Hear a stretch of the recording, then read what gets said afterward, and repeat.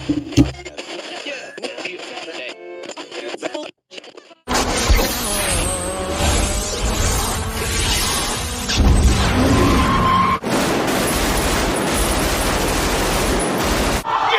be kidding me!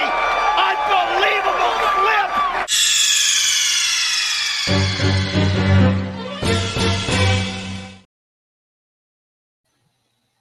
What was that noise? A loud ass fan.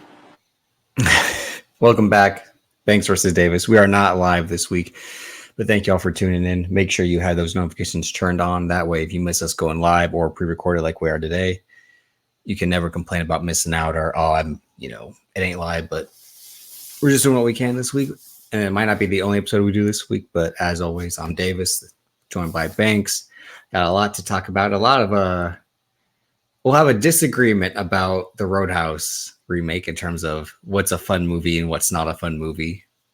Are we Gambling into that?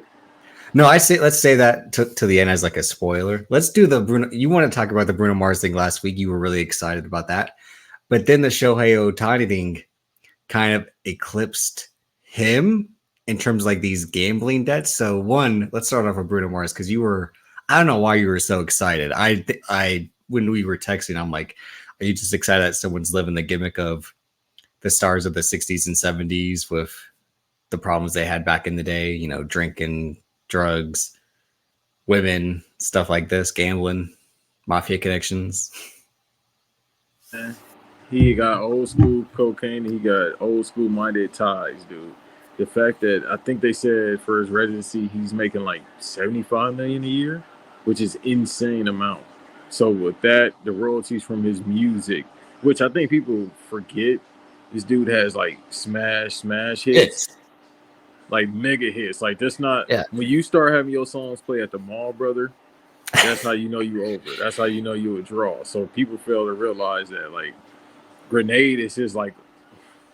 I don't know if that's his biggest. Throw my hand on the blade for you. Jump in front of a train. And I hate that song, but when that came out, I said, oh, okay, this guy's going to be here for the next couple of years. He has Treasure, which is like a fucking smash hit if there ever was one. Like, pretty girl, you should be smiling. Like, again, he was raised in that, doo-wop 60s, 50s, 70s sound. Like he was a Elvis impersonator at a young age, at like 5 or 6, I think.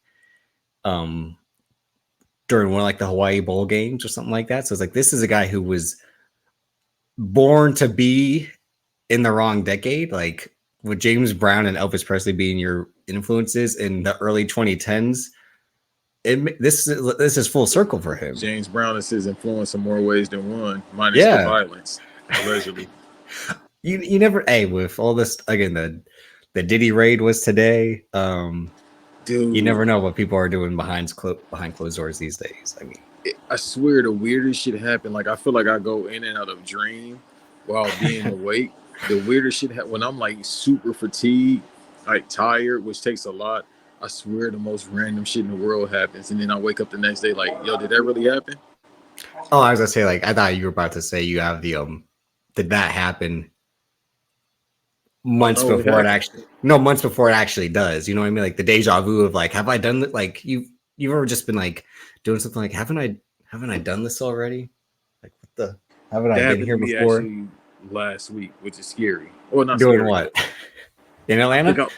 Well, no, because in Atlanta, I would like to have deja vu all the time. I'm pretty sure it's a strip club named Deja Vu out there. It's one that has to be Deja Vu, but it's one in LA called Deja Vu, ironically. But in LA, no, it's called Deja Vu, Big Booty Black. That's what it'd be called in Atlanta. Did you ever see Denzel Washington's Deja Vu? Yeah, that's his worst movie. I've never seen it. Don't. It's nothing to see. It was just him trying to freak off Eva Longoria. Yeah. No, it's Paula Patton. You said who? Oh yeah, Paula Patton. Oh yeah. Yeah. Because I think they were in 2 movies together, right? Yeah, she came back for 2 Guns.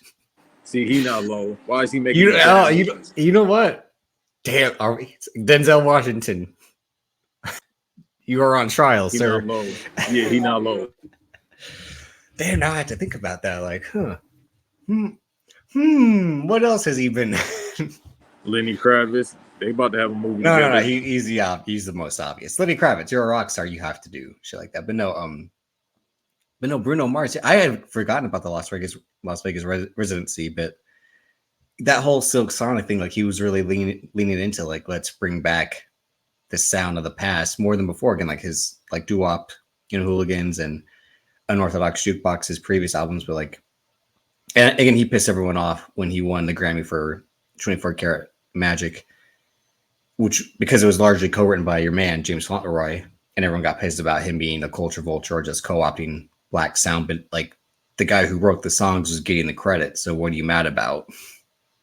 And he's definitely not tripping because remember he wrote that album. He wrote 2020 Experience for Justin Timberlake, both parts. He's written for countless people. Drake, James Fauntleroy, he ain't worried about too much. All you do is play with samurai swords, drive around luxury cars, and make a song every now and then that's really good, and he just disappears. I literally think he was saying just as much when the backlash was coming back, like Bruno Mars is just another one of these culture vultures trying to make a living off of black sound. He's like, I'm getting paid off of this. Like, it's not an issue to me. Like, well, also with him, I think he just actually likes these genres that he does. Like, that's what you Bruno like. Mars, it's like an R&B song. So he actually likes this form of music. Otherwise, he would have went away from that. Like, I like Post Malone, but what you said about him a couple of years ago, I understand why you would say that. It's the same thing with MGK. Like, MGK went away from it, and then now, but he has an album with, Trippie Redd that's coming out as of this week with the recording as we're recording this week. They have a collab album called Sad Boys Nation or something. So I feel like they stole that from you. Well, you haven't been sad in like a year. I know why. No, I've been sad. But well, you ain't got no reason you gotta wear a mask to. Well, you see my face, right? That's called sad. Right? I saw your face earlier, but you were locked in when I saw your face. So. Hey man, is that what it takes to get you to care? Is a pair of ass and titties? Wait, hold on. Isn't that any heterosexual man? And some liquor and some money. That's all. And weights. That's all we want. All right, Scott Steiner. Yeah, no, I'm definitely. Let me tell you something. You've been Bruno Mars Scott Steiner for 3 years. Wants to work something now. Instead of his gambling debt. How about the weight stick, man? But this is at the MGM Grand, which is like, damn, he went to the OG place to rack up this debt. And that's when you should believe, like, maybe this is legit because it's the MGM Grand, like, not one of these new casinos or, it still doesn't sound believable. It's more believable than the next gambling scandal, which is the Shohei Ohtani scandal. And he came out today. He straight up said this man stole money from me and lied to me, which I was like, God damn. I'm like, oh my God. Like, hey, but that's how you know he lying. Let's get right into it. Okay. Davis. That's how you know he lying. Because why would you just air out your man? You have him as the fall guy. Like, you've been around him years. Now he all of a sudden stealing from you. So I didn't have the chance to fully read up on the new details from the past day and a half or so. But when this news broke, I think I'm legit one of the only people who like, this guy's innocent. I believe his wholesome act because it seems the most genuine out of anyone who's been around since the Jordan era in terms of like what a superstar athlete has to be on screen and then off screen. Like the Tiger Woods thing again was a big shock because it's like, how many women? Like it wasn't a woman, it was how many? Like, and they all look alike. That's the only thing I was pissed off. It was a certain type of woman, a kind of blonde/brunette white woman. If you want to be specific, yes. From Iowa, looking like not Canadian. Like if you're gonna go all out with the snow, brother, you got to go up north. But again, his wife is of European descent. Like true European descent, not the whole whites are European, but like truly she's Swedish. So like, look, if I'm gonna go that route, like you saying, you spitting right now, I'm gonna go the Canadian route, or I'm going the Rio route because they don't make too many of them. We're gonna go ski. We're gonna go down Mount Everest, and you can't ski down Mount Everest. But you got to be Darby Allin would try.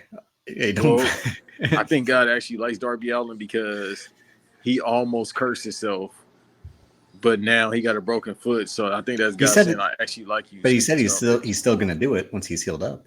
He said a year from now. That means he's not coming back to wrestling after he's healed. He's still gonna. The first thing he's doing once he's I healed up think is he's gonna going get to another Everest. injury, and then that's gonna prove that God is real. I think at that point, Davis, you got to believe God is real. I don't think you believe in God if you're going to lengths that he's going to. Again, if you're climbing Mount Everest, I don't think you believe it, or you don't believe it to the extent of like maybe he's speaking to me about not doing something versus I've survived this and that. Like, Let me ask you something. So since we're talking about gambling, this is coming from a man that gambles every day for his success and his that future. type of game. Russian roulette but gambling. but it transitions. So how much is it to climb Mount Everest? Because you're gambling with your life. Let's say you're paying like $1,000 or more. It's probably way more than $1,000, but let's say it's like $5,000. You're gambling with your life. So as a thrill seeker, right? Obviously he's making way more than $5,000. He definitely in the top 5 people that's making money in AEW.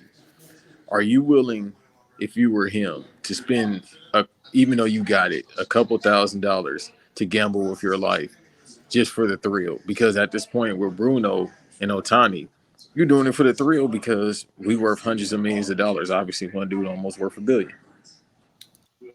The Bruno part of it, I legit think is I'm in Vegas. I'm going to go to the casinos and do what Vegas is meant for. Again, like Elvis did back in the day, the celebrities of the past did back in the day. You know, the Dean Martins, Frank Sinatra types. Like when you're in Vegas, you live the Vegas lifestyle. Maybe if he had forgotten that the tab had gotten that high of like, they probably went, Mr. Mars, whatever his real name, but they were like, Bruno, you haven't paid in a while. He's like, oh, well, how much is it now? They're like, it's 50. He's like, oh, 50,000. That's not bad. They're like, no. 50 million. And he did the Chris Tucker, $50 million. Like, and he's like, how did they get Chelsea Clinton?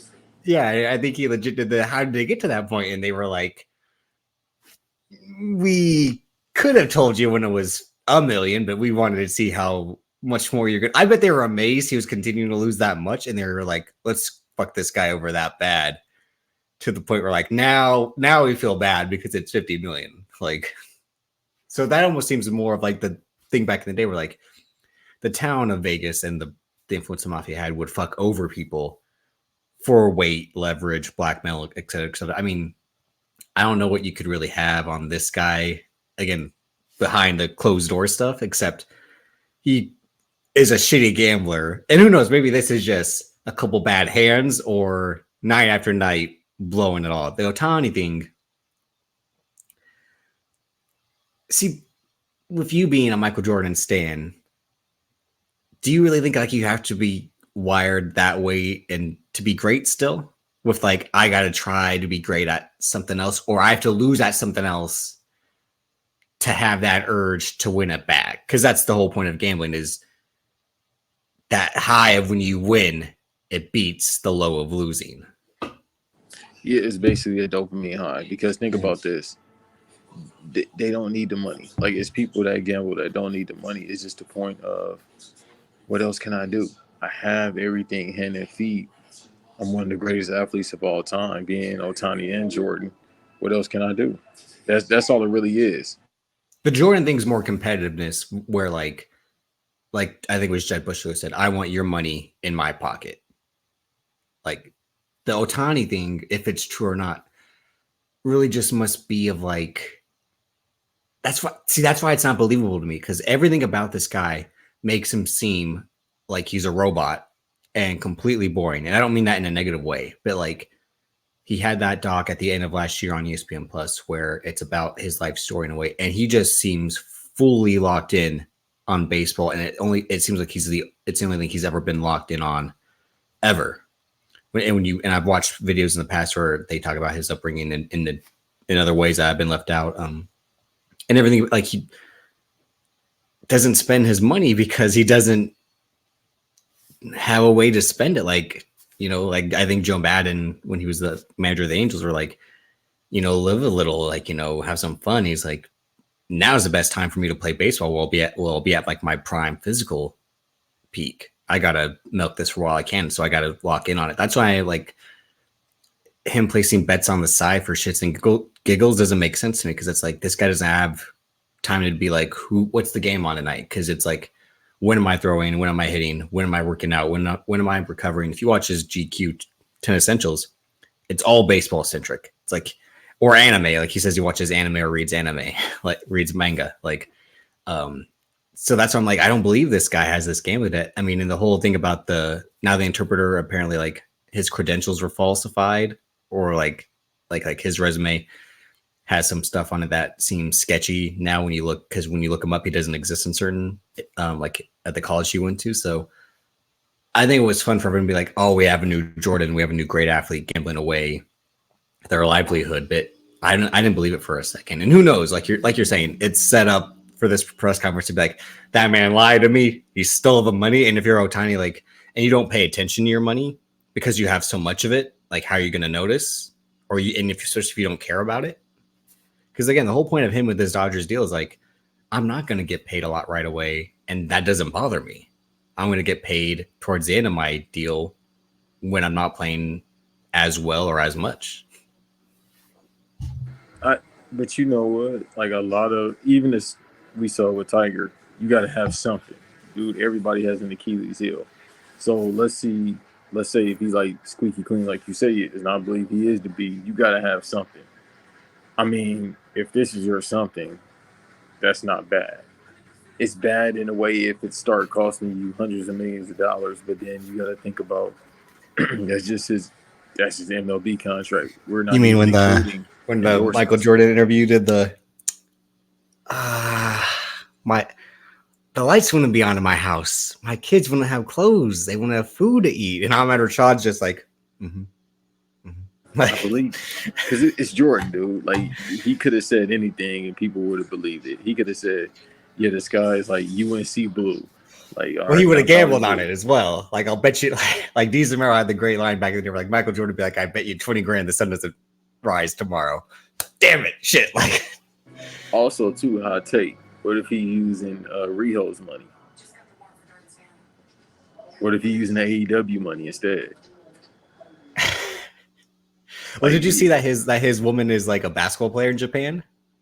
See that? I thought it was Riho from AEW. No, his woman is his wife. Because here's why it would make sense, because this man had a secret girlfriend the entire time and then announced his engagement like a month ago, and everyone's like, who is this woman? We've never seen him with a woman. And like highlights of her come out where she's like, behind the three assassin, like in the Japanese women's league or something like that.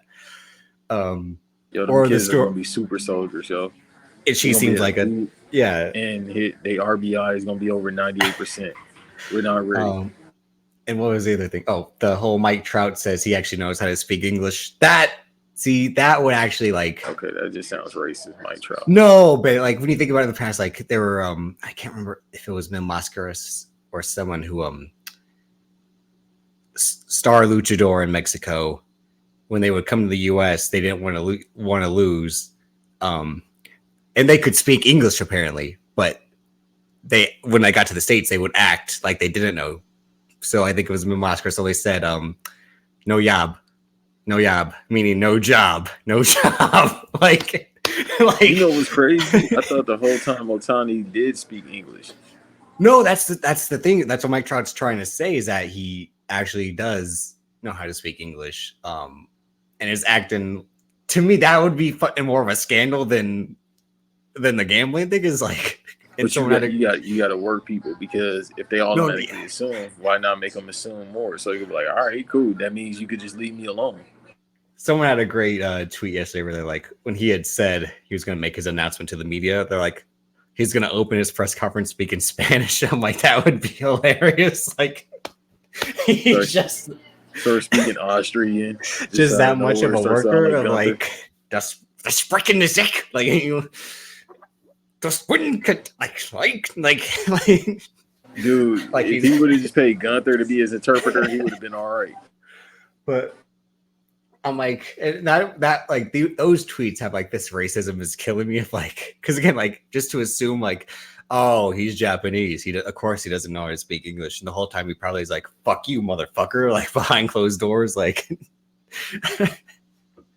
Yeah, no. So the thing is, that's a bigger scandal than like, all right, I like to, but the ponies, you know. Right. I'm saying at this point, he's just got to keep working people because let's say this whole thing is true, and he's actually using his own money to gamble. And He's this working guy is a people front with man. my arm. My elbow doesn't work for pitching, but watch me hit this home run in spring training, huh? Like, See, I forgot about that. What if that's a lie now? no, if his thing is like I want to pitch every other year, which would make sense because he wants to, you know, like utilize his health better. But the whole idea of like he can't pitch for his this will be the second time in his career where he can't pitch a full season. He's taking the season off pitching, but still hitting. I'm like, but wouldn't that fuck up the rehab for pitching? But I'm like, he's still gonna hit 40 home runs anyway because he's again like the real Babe Ruth. I mean, he's a second incarnation of Babe Ruth. You don't have to disrespect OG Babe Ruth. Well, let's not forget, like, besides the fact, like Daniel Tosh said, like Babe Ruth never faced a black man. But again, like back then, guys are pitching every day and pitching the whole game. So of course, like Babe Ruth is like, oh, Timmy's, you know, his fifth straight day pitching. So all right, send it down the middle, like crushing it into left field, and that's why he played drunk because it's like these guys aren't trying like this. Yeah, the wine, Like and they were Popeye drinking throwing and the smoking ball. during the game. Come on, these guys didn't lift weights. That's why, like, when can't remember if it was Mickey Mantle or was like one of the first guys to lift weights, but they probably all looked at him like, "What the fuck are you doing? What the fuck are you doing? Like, lift a weight." That's why they thought Satchel Paige was an alien for more reasons than one, because it was like, oh, that form is actually pretty nice. That and when he was pitching when he was 50. Like, did you see what Ernie Hudson looks like right now? And they said Ernie Hudson's 78. Really? No, I didn't know. He looks in great shape for a guy who's almost 80. Like, Yeah, oh, I did see that. Yeah, but all right, you got to be in shape if you getting residuals from that. but no, I mean, to go back to the Darby Allin thing, like, all right, because Darby Allin brings this up in a lot of his promos that this is like his Eddie Guerrero, Sasha Banks thing is like Darby Allin I was homeless. So for him to have the money he has now, he's like, I've already made it. You know, and the whole point of like, yeah, I could get more if I keep wrestling to postpone this Everest trip, but like, I shouldn't have what I have now based on where I came from or where I started. And I think the Everest thing is like you're saying, a real thrill seeking type of like, you know, I've done skateboard stunts, I've done crazy wrestling spots. Only a certain number of people have done this and done this successfully. And this has taken people's lives. So for me to try to do this, succeed or not, it's still something worth trying. That's the ultimate obstacle. Because then at that point, he's like, what else can I do? Unless he's like, I'm going to go to space, Mars, bitches. Like, you know, like what else could he do after that? He might try to do a high spot there. Well, remember the guy who did the free fall from space? The what was it, Felix Baumgartner, the Red Bull sponsorship, where he did like he was up in space and did the free fall. Yeah, because he used like the Virgin company jet or something like that, right? Because they were like offering you could pay some odd $1,000 and go to space. It was something to get up there, and then he partnered up with whatever spacesuit and like docking station that he jumped off from, but it was still like, what the hell? I just watched a bunch of Travis Pastrana stuff yesterday. No, not yesterday, a couple days ago, where he legit like Sunday, yo. Well, Monday. I'm sorry, you had a boring Monday. No, it was Saturday, I think. A boring weekend. You don't like Travis Pastrana? You don't. I love Travis Pastrana. It's about all that, dude. That Matt Hoff. You don't feel like he legit was like he jumped out of an airplane after drinking a can of Red Bull with no parachute, like with just shorts and socks on. Like some of these guys that they know, they're just like, and they know that they're scared of it too. Like the whole, like when you like Travis Pastrana seems like a guy who's like, I'm fucking terrified that I'm doing this, but I also think I can do it. So that's why I'm going to do it. And I think that's the Darby Allin approach of like, what you're saying, like gambling with your life versus gambling with money. That's the highest form of gambling is gambling with your life. Again, like I just said, Russian roulette, you know, like, you know, like, come on, Mickey, do it. Do it, Mickey, do it. And the climb Everest is one of those ways to gamble. I mean, think about it, like the crazy stunts that he's done with the Nitro Circus crew or at his own compound, Darby Allin, and like he just jumped off a ladder onto a glass table, knowing that like he was gonna take the full brunt of it, and he was still like, "Yeah, I'm gonna do it. No biggie." Like, and that's more amazing that he didn't get hurt from that. But then you get in a regular, straight match with Jay White, and there you go, 20 minutes in. I'm sorry, 5 minutes in. Yeah, but that's it. Like, to gamble with that amount of money. I mean, I was given $20 once. I spent $2 and won $100. I cashed out right away. I'm like, I'm not losing more. And that's this is what I would would do if I ever gambled and won. This is what I would with my dad, my stepmom, and my grandparents, her parents. And I just stayed up in the hotel room the rest of the night. I think I had brought my Xbox to hook up to the hotel, so I was like, "Wait, which Xbox? The original one? That big?" No, it was a 360. No, it was a 360. This was in 2013. I'm about to say, bro, you can't bring that shit nowhere. The original Xbox with that heavy ass controller, you couldn't bring it anywhere. But no, I was like, I came in here with no money, and now I'm leaving with $118. So why would I risk losing all of it? Because most people, that's the whole point of gambling. Yeah. You see, that's where I'm smart, You're not fucking smart, No offense to Eve and all our guys, No offense to Eve. Even though he actually does it smart. I'm not going to even bury him. No, I know. Keep accumulating over and over and over and over. But then he'll decide all in at one point, no AEW, and that's when it's like, all right. Oh, wait, with him, of course, there's no all in. And my thing is, has anybody not seen Casino, being Bruno or Otani? Have y'all not seen Casino?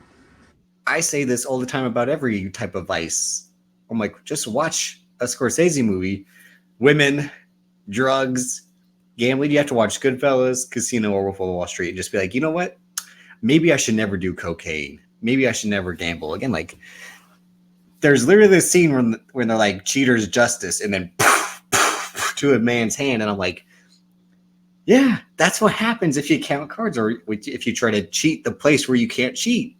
Like, but also too, like when you were doing those residencies, everything is like basically, what's the word I'm looking for? Taken care of. Yes, everything is taken care of, except for this. Obviously, they just not giving him fucking $50 million chips to go have fun with. But they probably give him a good amount, and like I said, I think at some point they're just like, either let him get out this hole, oh shit, he's 20 million down. Let's see if he can, get out of it. But also the casino's ultimate goal is to make money at the end of the day, no matter who you are and no matter who you work for. So at some point, this is all alleged because again, his camp came out and said this is false. These rumors are just that rumors; they're not true at all. Again, with it being Las Vegas, like it's what the town was built on.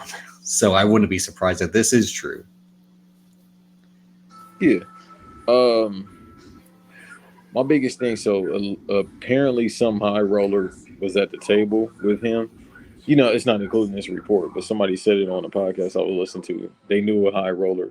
They said he was sitting next to him, just $17 million here. That's all they were saying, and they were doing it. So, dude, he just got the money for it. It's just all them grenade checks and 24 karat magic, and that's what I like. He just using it to gamble for fun, like.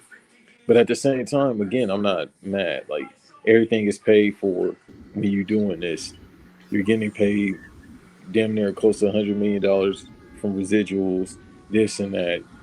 I don't think he do shows anymore because it's not necessary. When you locked into that contract, you don't go on tour. Yeah. You don't need to. You really don't need to. But until you got a new album, yeah. Yeah, and I mean, he could still go on tour, like a small tour for him and still a stadium. But he can go to a tour if he wanted to, just based off he got all-time big hits. So yeah, this is a guy who literally performed at the Super Bowl a decade ago. He has an underrated Super Bowl performance.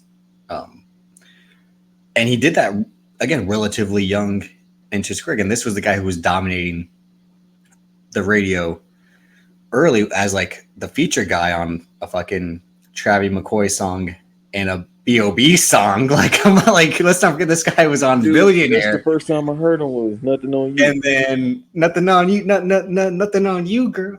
Like, and that song was a hit for B.O.B. Yeah. Now he's talking about like the bees being like radiated and all type of shit. Oh, is he one of those guys? I remember because I didn't hear from him from years any of his music. In like 2015, he popped up and he started talking about chemtrails and a whole bunch of shit. I said, okay, I understand. Yeah, you're I understand dumb. where this is going, Mr. B.O.B. Yeah. Mr. Airplanes. I understand. You're lost when you start doing that stuff. It was the whole thing like when Tom DeLonge started pointing out to Travis Barker, like, see, that's how you can tell it's a UFO from the Blink-182 tour bus. And Travis Barker was just like, what the fuck are you talking about? Like, really, that's what he probably actually said. I mean, you know how we get down, man. We Cali guys. We just he was telling this to Joe Rogan of like, he's like, Tom would try to point out the UFOs to me like as we were driving, from town to town, and Travis Barker's like, huh? Like, he should know, Joe. I mean, obviously he talked to more trainers. That's that chemtrail stuff. Yeah, anytime I've heard him talk about that stuff, I just like tune it out because I would only really listen to stuff to talk for. No, UFC. I was about to defend Travis. I was like, you know us being Cali guys, we don't give a fuck about too many things. That shit is weird. Yeah. So Joe just didn't know that. I mean, he didn't pick and choose his battle that day. He should know. Obviously, he's a more transplants because when he stayed in California, he was a transplant. But he should know the ones that's actually from the state, like us. We don't care about that shit, bro. That's the whole point of like the Tom DeLonge thing of like this was the guy who again grew up in San Diego, making songs about dick and fart jokes, and then was like, I'm gonna go chase UFOs. I'm gonna go see if aliens actually exist. It's like, how do you get from that when you grew up in San Diego? Like, it's not like he grew up in Iowa. But San Diego has a huge military base too. Yeah, I think more or less that's what it was. But also, like the whole point of Blink-182 is like they said, like we grew up in San Diego. There was not much to be sad about. That's why their whole thing is like we can't be a sad boy band. It's sunny every day where we are. It's like, and we live near the beach. Like, dude, it's the same thing with my guy, man, Sugar Ray and them. Yeah. Who said that? I'll choke your freaking head. It's the same thing with my guys, man. Well, no, that's the rock star thing of like, you were famous for a huge, like, a big moment in time. And then you get that ego, that attitude to go along with it. And then you start adopting, again, like the Bruno Mars thing of like, I've wanted to sing like James Brown. I've wanted to perform like Elvis. What's the next step? Like, because this all kind of circles back to like, is he finally living this gimmick and whether it's purposeful or not? Because like to lose $50 million, his is not sports gambling like Otani's is alleged to be. Again, like he's losing this at blackjack, at poker, at fucking roulette. It's just like red again, and then it's black. It's like son of a bitch. Like how do you lose when there's two options? How are you always gonna lose? Like, but it just amazes me when I hear anybody that has that much money. It's like you just gotta know you got the cheat code to life. Like I lost 50 mil. Okay. Yeah. Like how does that feel to just be, dude? Okay. It's that. I will lose my mind. Oh, I lost 50 mil. Okay, that's Yeah. fine. Like that's crazy to fathom. Yeah, there are people who are still mad. People owe them money when they're rich. Like, wasn't the Lee Daniels Dame Dash thing like you owe me money? And it's like, wait, don't we? Aren't you? Well, he aren't we stole his supposed to believe- idea. All right, not his bank card. But I'm like, aren't we supposed to believe y'all both have money? That was kind of weird when that whole thing happened of like him running up to Lee Daniels and being like, "Where's my money?" I'm like, holy shit, what the fuck's going? Like, I've never seen rich people do this to other. Well, I mean, Lee Daniels is an artist, so he's not as rich as we would believe to be. Like again, like you don't make as much if you're the writer director. I mean, he created Empire, but still, I can count Lee Daniels, but I'm pretty sure he definitely don't have Dame Dash money right now. I ain't No. Lee Daniels just a butler. No, he had that Billie Holiday movie on Hulu 3 years ago. You talking about that quack, that shorty that played Billie Holiday? She's a quack. Nobody watched that shit. Movie didn't draw $1, dude. No disrespect to Billie Holiday, God rest her soul, but nobody watched that shit. God damn! Like, all right, you don't have. Is that the title, The Quack? just calling someone like that's what you call therapist or psychologist, not actors or actresses, like or singers, like whatever. Well, she said something wrong with her. I could tell. I asked Audrey O'Day, I think is her name. I can't. What did she say? What did she do? I thought she was Shorty from Snowfall at first. No. You're misconstrued. Yeah, you are grossly misrepresenting. Which one from Snowfall? The light skinned one with the green eyes. You see how that happens? Yeah. Oh, okay. All right. Here we go. All right. Next topic. Next. But no. But no. I mean, I think to some like gambling, it's crazy. Like to lose that much and again not give a fuck. Or be like, I'm good for it still at the end of the day. That's probably the other like, I'm good for it. You know, I'm Bruno Mars. You know I'm good for it. Like, what are you hassling me for? And the Ohtani thing is just, yeah, like whether he wants to admit he was gambling or not, it'd be like, okay. Because apparently today, like Jonte Porter, he's been suspended for gambling and they're saying like I couldn't read the whole thing if he was gambling on himself or not. Like, why Pete Rose isn't going to get into the Hall of Fame is because he was gambling on his own team, which is rightfully, they were in the right to not allow him in the Baseball Hall of Fame or kick him out because of that. Like, as a manager, trying to like rig your own team with the bets you place on them, that's point shaving's fucked up. But if you're like, I'm feeling I can get 25 tonight, let me put something on myself to get 25 plus. I don't think that's necessarily wrong. Like, did you believe in like that Floyd Mayweather would gamble on himself for the fights, or like you have a proxy, but obviously bet on himself to still win and just like collect at the end of the day? You believed in all that? Right. That's the best thing I could say. And even though we did in that segment. No, I mean to bring it because Floyd Mayweather, he was like suspected to like be gambling on himself in a way. Like, I know I'm never going to lose a fight, so I can use someone to place a bet on me because I know I'm never going to lose this fight. Yeah, but so ironically, you said that, and I was listening to you obviously, but it's a Raptors player. He was literally betting on himself, and that's what I'm saying. Yeah. Now.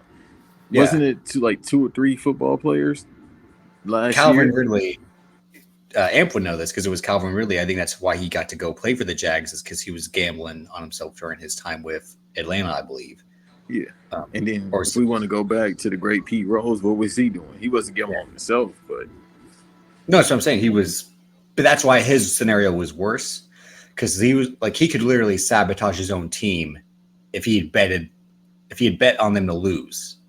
Like, he could if they got to a run early, he could legit like, all right, the pitcher's throwing good, I'm going to pull him out and put in a guy who isn't going to do well, or who I think is not going to do well, or my best hitter is about to be up, I'm going to sit him down and put up the worst batter in the order. Like that type of sabotaging, the point shaving, is worse than an athlete betting on games. Like if Ohtani's betting on other games, but like it wouldn't make sense. Like he's saying, I don't have the time to pay attention to other stuff. But if he's betting on baseball because it's his job, whether he's betting on his teams at the time or not, if he can bet on the Giants versus the Twins, for example, it's like, I don't think that's necessarily bad because he's not affecting the outcome, or maybe he could have inside info based on talking to other players. But that gets into like the whole Wall Street of like insider trading. How did you know when to buy this stock or sell this stock? And that the whole point of like the leagues cooperating with gambling and having gambling as the sponsors, whether it be DraftKings, FanDuel, etc., is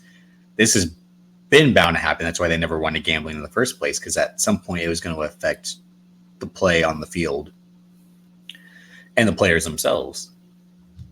Right. And then also going back to Pete Rose, if we want to keep it a buck, how many great players were on that Cincinnati Reds team that he was on? I think that's why it worked out the way it did. Because by the time at that point in his manager career, they weren't as good as they were maybe in previous years.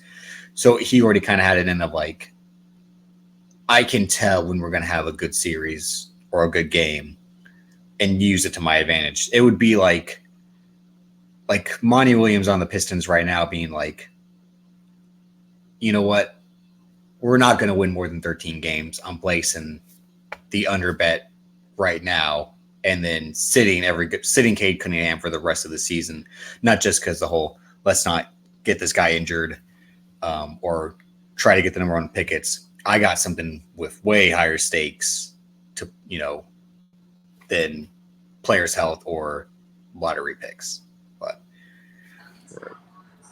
all right, but no, let's move on to the next one. Or unless you had something else to add. No, not really, because I'm trying to think. Hey, man, bet on yourself. Bet on yourself. Double entendre right there. Double punchline. But again, if he's using, I'll just say this. As far as Otani, if he's using his guy to take the fall and then it got discovered, it's just the street rules. Like, hey, you got caught. Even though you did work for me, you got caught. But that's the whole point of like, you're supposed to know your role in the entourage to an extent, or like, I have you around for a reason. And it's not just because I like your company, but like if shit goes down, if I lose something, you lose everything. So it's that and mindset. He probably paid him extra just to, just take the fall, bro. I got you for now. Or paid him in advance knowing like, hey, one day if something ever goes wrong, you can't say I never took care of you, that type of stuff. Yeah. Right. So it's not like if he did take the fall, all this what we're saying is a conspiracy or it's not a conspiracy. He can be like, all right, I paid you off. You wanted to deal with that. You feel me? A couple mil you can get by with, bro. Interpreter job, maybe you go back to Japan and do it for somebody else, the next prospect. But no, if he just comes out speaking English now, perfect English in every interview, that'd be amazing. He didn't today because he had his new interpreter, which is like, being the new interpreter is probably the scariest job now because it's like shit. The guy who had this position previously, look what happened to him. So it might happen too. Otani might come out tomorrow. He might start talking like Tiger Woods. Oh, I didn't know. You think he's gonna be like, I'm the captain now? Like, look at me. Like you get paid $700 million. You might be the captain of the United States. States. Again, it's not all at once. Again, he's getting paid whatever $3 million this year or whatever it is, and then again, still crazy. Again, that's what I always say. And we're not even counting endorsements. That's the crazy thing. No, that's why he took the deal. That's why he structured the deal that way, because he was going to make all that New Balance money, along with all his other mini endorsements. But the ultimate, like, I'm always like, we should have known then. That's probably a big indicator. Like, this guy doesn't want all his money right now. Something besides forming a super team, there might be something else to that. Also, too, to remember before he even got on the team, he got like his teammates, or not the owner, but he got the teammate's wife. He had bought Joe Kelly's wife a Porsche. Money laundering. Yeah, That's all it was. Tax write-offs, You read my mind. Money laundering, tax. Like, why are you buying your teammate's wife? You ain't even signed to the team yet. Or he was fresh on the team. It had to do with the it was a Porsche. It was a Porsche, yeah. And I think it had to do with if he was taking his number, and as like a consolation prize, he was like, it was the way of like, I'll pay you for that number type of thing. But still. Wish they could do that in the NBA or other team or other sports. Like, yo, I want that number. All right, cool. Except for 23. I think nobody should wear 23 in the NBA. Well, what about LeBron then? So you're saying after LeBron, no one should be able to? Yeah, and number 6, because he wore 6 too. Bill Russell wore before. That's the thing about him trying to wear a 6, even though 2 times 3 equals 6. That whole thing of why you probably. But 666. He having a bad time. We're gonna talk about that next time. Let's just let that play out. But Anthony Edwards, because when I read his story, when he was going to try to switch to 5, it was too late in like that cycle of they have to have the numbers in by a certain time before the start of the season. And Kyle Anderson wore 5, and he had to wear the opposite number. Then they switched at the end of that season. So the whole point of like Anthony Edwards wearing 1 his first couple of years is because someone on the team already had it, and he couldn't switch going into the rookie year because again, like or something like that. And then when that guy got traded, and if I was freed up, Kai Anderson, I think, had gotten traded to that team, and it's on that. There's an episode of Ballers where John David Washington tries to buy the guy's number from him. So yeah, it happens. I mean, there are probably backroom deals and all that. Like, yeah, like give me $20,000, give me a car, hook me up with so and so or this and that, and I'll give you my number. Yeah, but you wanted to talk about this. So what did Roman Reigns say? Was this when he was on Pat McAfee? Yeah, so I didn't watch the whole interview. Obviously, other publications are going to talk about this as well. I'm not going to talk too in depth about it because, again, like the Drake versus everybody situation, I want to see how that plays out. You say, you want to spend more time on following that, and I agree. Because once he responds or doesn't respond, because every day he did respond, but that's not you can't respond in that way. You gonna have to rap, bro. Yeah, that's what I'm saying. A real response. You can just be like, "You win some, you lose some, eh?" You know. Yeah, no. You gonna have to rap like your life depends on it. And then especially when I woke up this morning and I saw that apparently him and Rick Ross don't see eye to eye, which is kind of upsetting. And then Nav unfollowed him too, and I was like, okay, yeah, it's an all-out war on the boy. Yeah, so that's a wait and see. We'll be back with that when there are more developments, but yeah, but so the Pat McAfee interview I haven't watched yet. I just saw the cliff notes or the article, or no, I'm sorry, the quote from Roman Reigns about this. So I won't go into verbatim about it because I'm not doing my journalistic integrity. He basically said, yeah, this run, and I give it to John Cena, whoop-de-whoop-whoop, but this run is better than John Cena's. Of course, everybody in the comment section said, how can you say that when you barely work? Yeah, I get that. But at the same time, I'm going to say this. Let's just get to the numbers. Dude, if you look at the merch alone, because I always say the merch determines everything, which is true. It's been that way since the Hollywood Blonde Jabroni Hulk Hogan. Look at the merch with John Cena. Then and now. Numbers still better than Roman Reigns. Mm-hmm. I don't need to talk about the work ethic. That goes without saying. It's right there. And I feel like that's trying to, bury Roman Reigns. The overall popularity of John Cena has exceeded Roman Reigns then and now. I mean, the media spats that he had to go through. Now, let me get to the biggest factor. This is before the internet. He had to get over before the internet. It's the same thing with Stone Cold. It's the same thing with Bruno. It's the same with Hulk. It's the same with The Rock. You got to get over by touching the hands of the people. When John Cena was champ all of 16 times, he had to go meet the people. He had to go he didn't have to do Make-A-Wish, but he did Make-A-Wish. He had to still work. Yes, your run is not better than him. Now, will it be more memorable? Yeah, because it's recent memory. But far as it being all-time memorable, it'll be up there, but not as high as the guys I named before because they were around and we were talking about them 20, 30, 40 years later as if it happened yesterday. Hulk Hogan won his first title 1982 in Madison Square Garden. 84 is when he won that title, yeah. Yeah, so look, that was 40 years ago.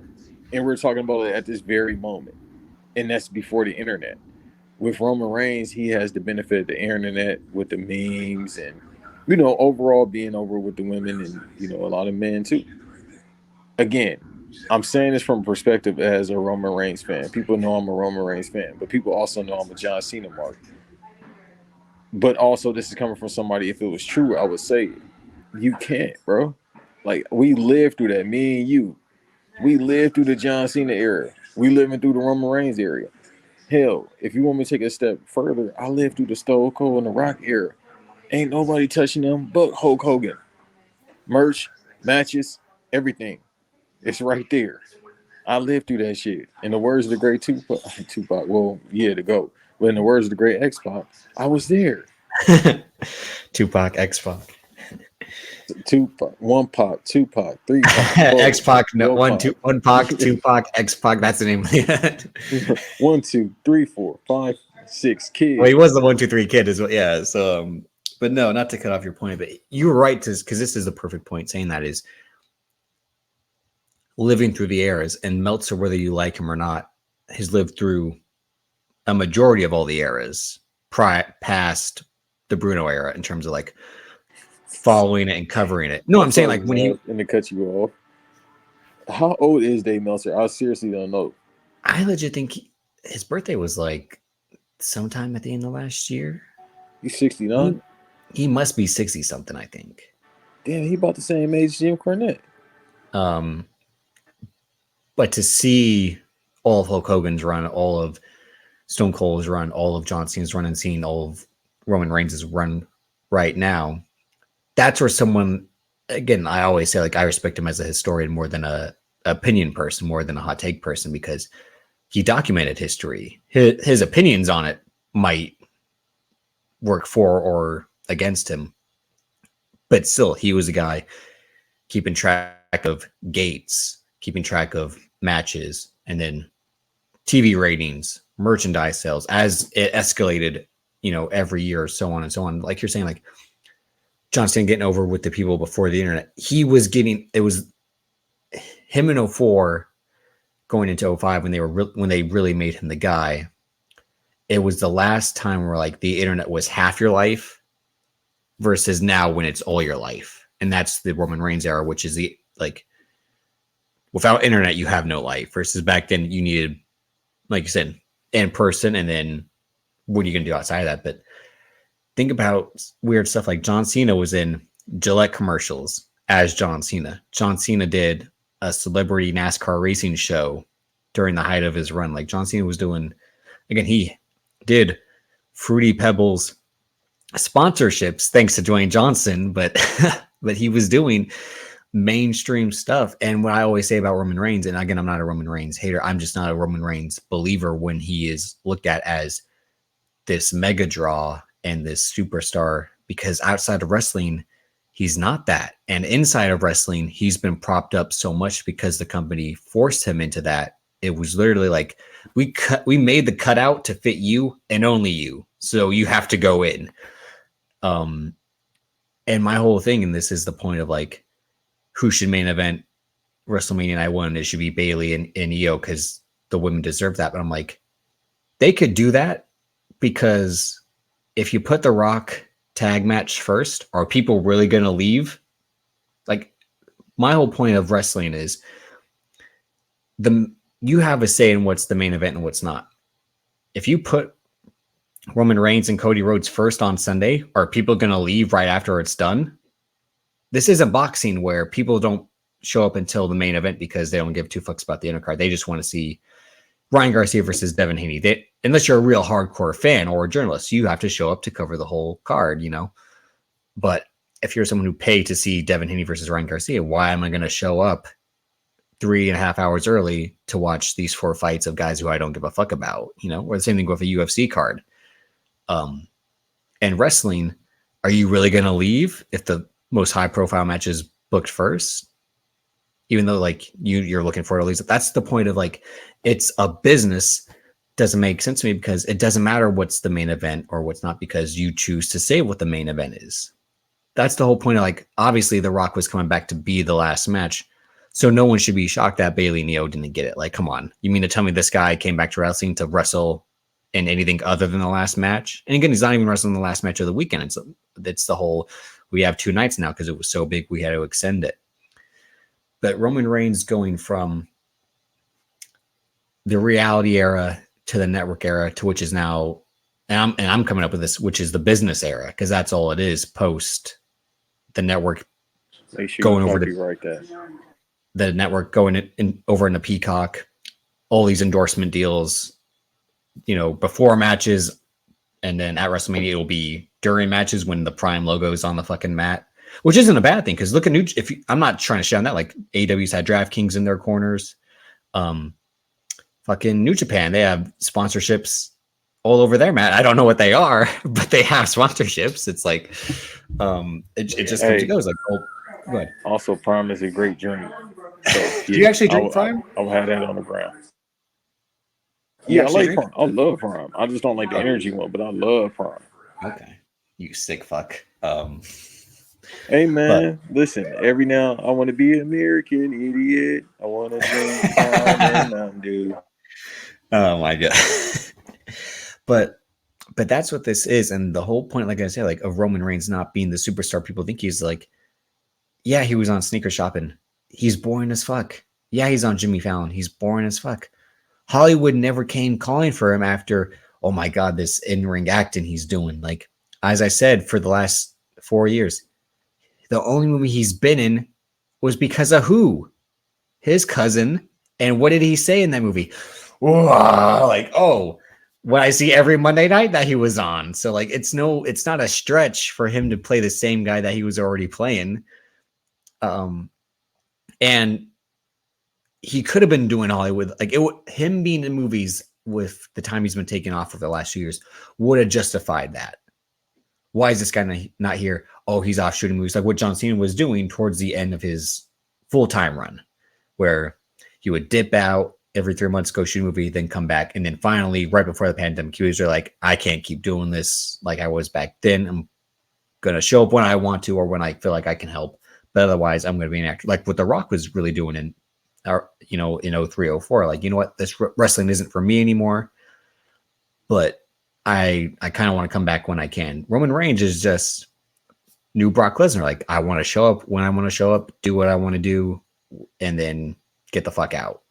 And I don't think his run will be looked out as better because of that. Like, John Cena, we'll remember for the rivalries with Randy Orton, the rivalries with Edge, the being a 16-time champion, the fact that he got better as a worker towards the end of his career with CM Punk and AJ Styles and all that. Roman Reigns' run we'll look at as it was botched at the beginning when they try to make him a solo star because the fans rejected his Superman ultimate good guy bullshit because it wasn't him, which is why whether you liked him as a worker because he could work, it just was like, oh, they're forcing this guy to be something he's not.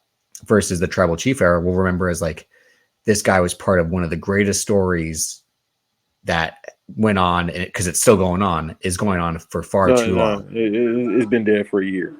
The bat is dead. Bury it. No, this shit has been over.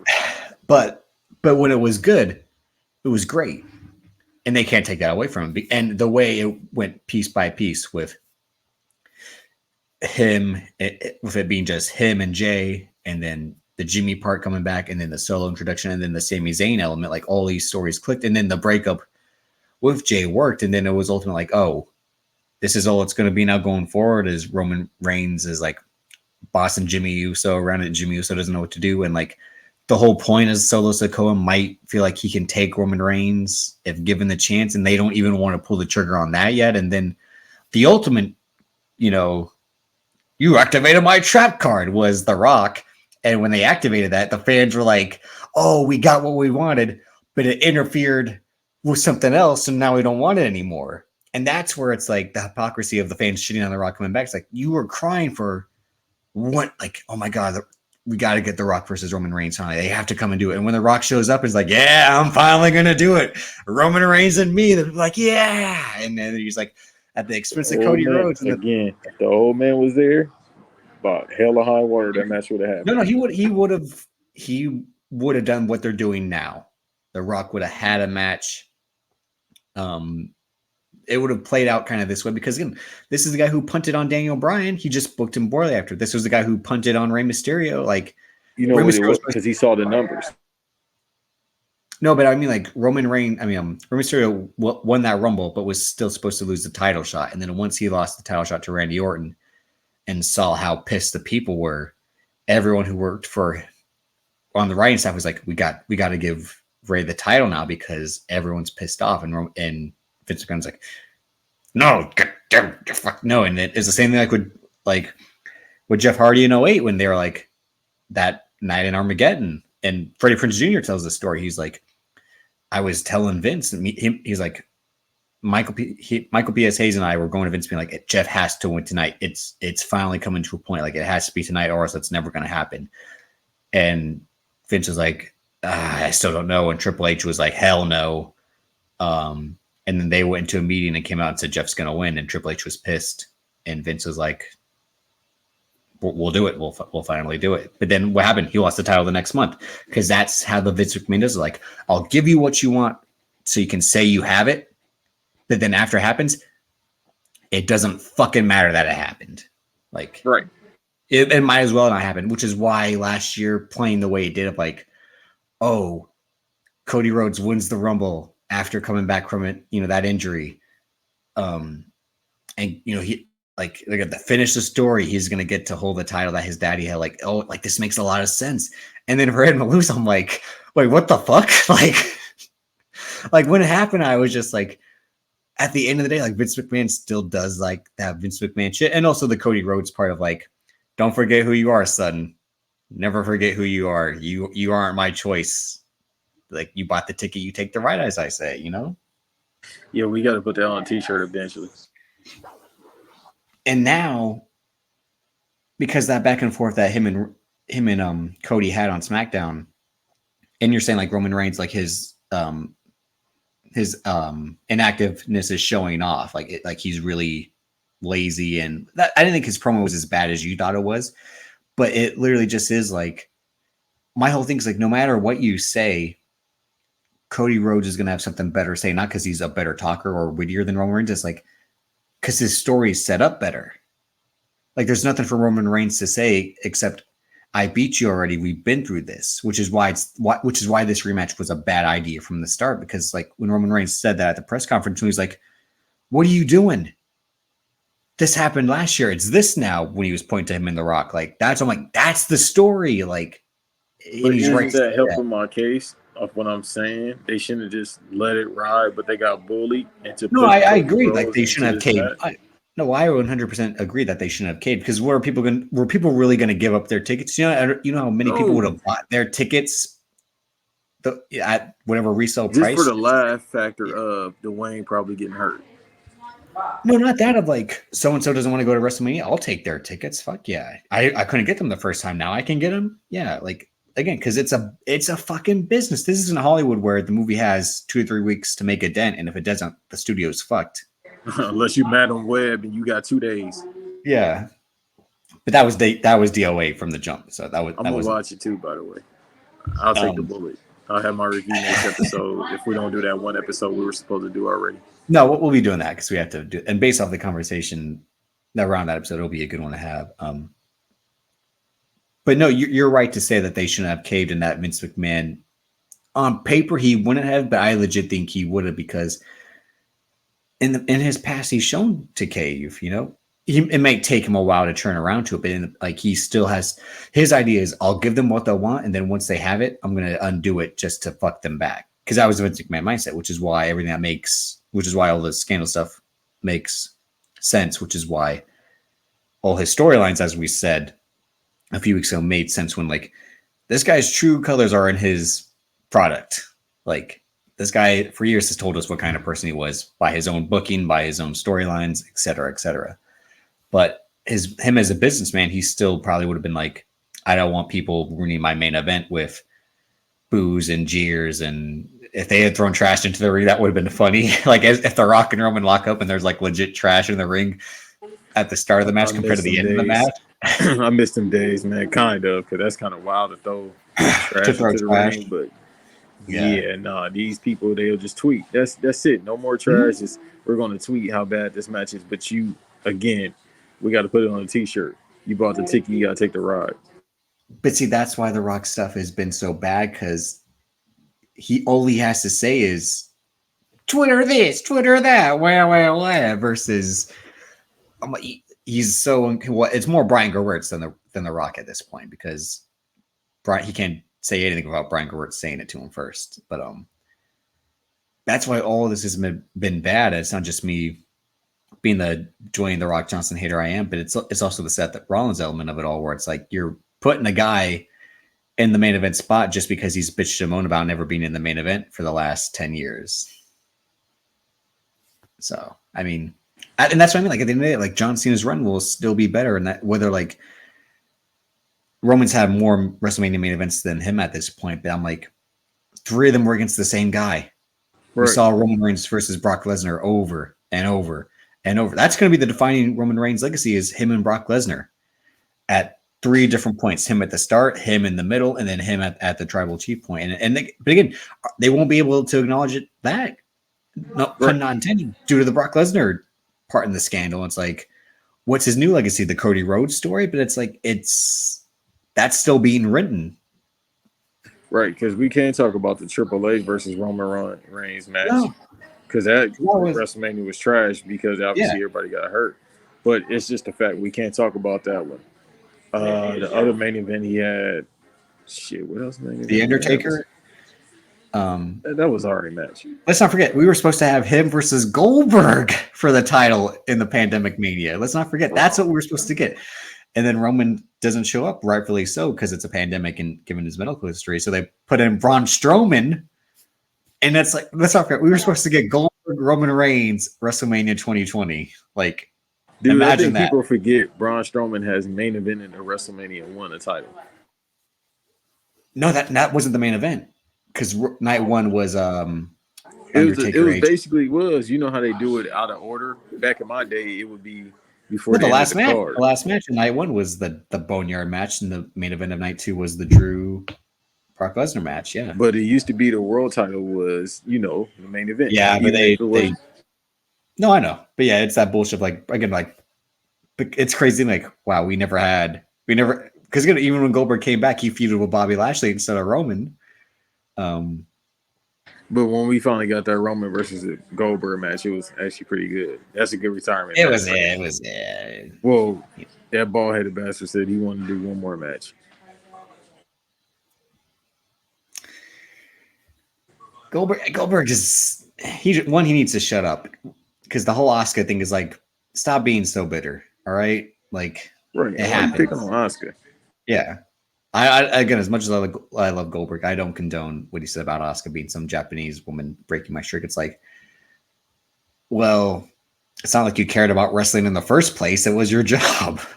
Like, that's what I do respect about him. He treated wrestling like it was a 9 to 5. But then he cared about it because that whole, it's the Kevin Nash philosophy of I give a shit, but I want to act like I don't give a shit.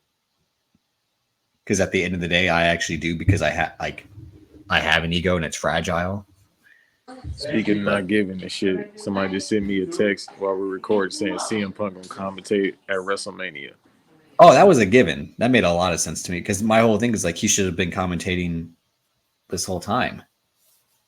But they're smart to not put him on TV with his arm in a sling compared to dumbass Tony Khan putting Adam Cole on TV with a fucking walking boot in a wheelchair. So I would rather hear Conor McGregor commentate. It'll be just as good as his lines from the movie. Which ones? Yeah. All of them. Listen, before we get into our breakdown, you could fool them. You could fool the people that are not paying attention. I think this movie is great. You can't fool a real. No, I'm the only one. Okay. So last Thursday. Them RC movies. I always tell you this. No. Like to have fun. 1, that's a lie. Okay. 2. You cried. I was Aviator. You told me that.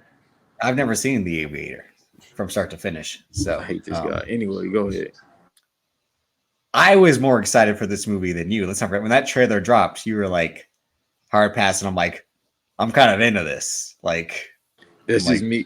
Have you not noticed that our almost 4 years of friendship? I do the Michael Jordan. No, because I call you out for this. I call you out for that because that's why I get so mad, and I get mad at myself for getting hyped for things that then disappoint me because I'm like, you stupid idiot. I'm Charlie Brown with the football. Like, I'm really gonna kick it this time. I'm really gonna do it. We're like, that's me. With a lot of the stuff I'm like reading up on, I'm like, yeah, this sounds good. And then when I finally see, I'm like, what happened? Like, this wasn't what I thought. And that's what this movie is. So here's the thing. I didn't go into this hoping it would be a copy and paste from the original. I didn't want that of like, they just do the same beats over and over. But I was like, could you at least try? On my letterbox, I'm like, this seemed like a first draft script. Like, all the lines are bad. the plot was so bad. They don't even really use the UFC aspect of it that much. And that's what pissed me off because like they shot that great footage and Jake Gyllenhaal at that UFC 285, I think he said in the Conor McGregor one-on-one for GQ Sports. Like that live footage that they were getting was amazing. And the atmosphere, I'm like, oh, it'll be great. Like this, and I thought they would kind of shoot the action, or at least using the movie like an actual UFC fight, but like it's just used in this kind of like night terror, bad dreams he has, and like that's kind of it. And they really barely play with the fact that like he killed a guy in the octagon. They barely play that up, and that's what pissed me off even more. I'm like, so yeah. All right, what did you like about it before I get into my show? I want you to say what you liked about it. All right, so I like the setup, even though I don't understand. So it did have a lot of plot points that just didn't make any sense. So him basically, all right, I'm going to go on the railroad tracks because I'm upset. What are you upset about it? And then eventually they talk about it, but it's like you kind of got to say that in the beginning because it's a random guy who just came from his gig, and then now he just, oh, never mind, I don't want to do this. And then he gets ran in the back, pause, by a train. Okay. Hey, man, it was about to sound crazy. First of all, I don't know what type of Chevy he had or American car, but that was all American steel because, bruh, it took that train. Like, it barely grazed it. I was like, oh, that's all iron steel, brother, made in Michigan. So after that, he's like, all right, let me look at this card of this random girl, cute girl, who gave me this card to fight. Yeah. So let me do this. So I go to the bar with this probable, I don't know what to say without being controversial, but this person that probably, different. They probably want to be different. I'll just calm down. Strudel or not strudel. They probably want to decide. I don't know how it works these days. And then he goes to the bar, and then, oh, here comes the bullies, which was fine. Yeah, I like that because it played on the 80s theme. It's like, all right, here come the bullies. No, it made the guys in the 80s look like true enforcers. Because again, it's Terry Funk in the 80s version. Terry Funk like, oh, hail Dalton, I'll beat the shit out of you. And this one, who was still in shape. He was still in good shape too. Oh yeah, no, it's like forever. But can I shoot this movie? One of my favorite moments is the Terry Funk Shane Douglas backstage where he's like, I'm gonna. You're right. You didn't lose this belt. I'm gonna give it to you. I don't want the belt, you stupid old man. And he hits the belt, and then Terry Funk slaps the shit out of Shane Douglas. Like, and remember what Mick Foley said? He said, almost like watch your damn mouth, okay? No need for the language. Fuck, like that. Terry Funk always had like that. Watch the fucking language, all right? I don't want you fucking swearing around me. Like that's. And the crazy thing is, he's the nicest of the Funk brothers. Dory ain't so nice. And remember what Mick Foley said? He was like, his slaps hurt like punches. And his punches are like bricks. But legit, Shane Douglas being like, I don't want the belt, you old fucking man, and Terry Funk being like, and then Shane Douglas shoots for a double leg. And this is backstage in like a fucking lobby. It's an amazing segment. All because Terry Funk's like, you might think I'm an old man, but listen here, young man, you have to learn respect, damn it. Like, but anyway, he barely could walk at that point, and he was like the WCW hardcore title champ. He was like the hardcore champion. Barely could walk. I remember what match was that sold out. But he had the trash can, and he was holding the trash can like this. I said, dog, what's going on? He about to do the rope-a-dope? I think it was the last fan who said during the their Bret Hart 1997 saga, when they talk about Bret Hart's career-ending concussion, it had to do with the matches against Terry Funk towards the end of his WCW career when Terry Funk and him had like a match in the bar or something like that, and a real horse kicks Terry Funk, and Terry Funk's like, fucking horse. Like, it's like, but that's not the best thing about Terry Funk and a horse. The best is when Terry Funk tells Vince McMahon he can't work for him anymore because his favorite horse is dying. And this is so Terry Funk can get out of his WWF contract and go work elsewhere. And then the next time Terry Funk comes to work for WWF, Vince McMahon's like, so how's the horse? Which is like,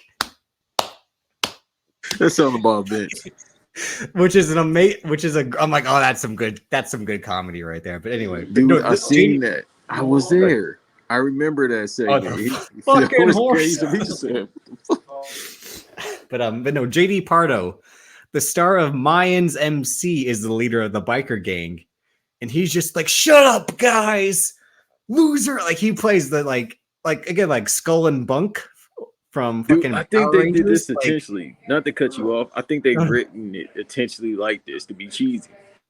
No, but that's the thing, and that's where you're like people like me who don't like fun apparently aren't liking this movie versus people who like bad movies are enjoying it because the one guy in the crew who's like, hey man, you know, I'm hanging out with the bad guys, but I'm not a bad guy myself. That guy throughout the movie is kind of like the one guy in the bad guy crew who's not really a bad guy. He's just hanging around them. But yeah, but then Billy Magnuson plays the villain, and his villain isn't even like that much of a bad guy because he's a fuck up son. He's a fail son. And his dad, who's threatening him over the phone, calls Conor McGregor. So let's get into the Conor McGregor part before I get my real issues of the movie.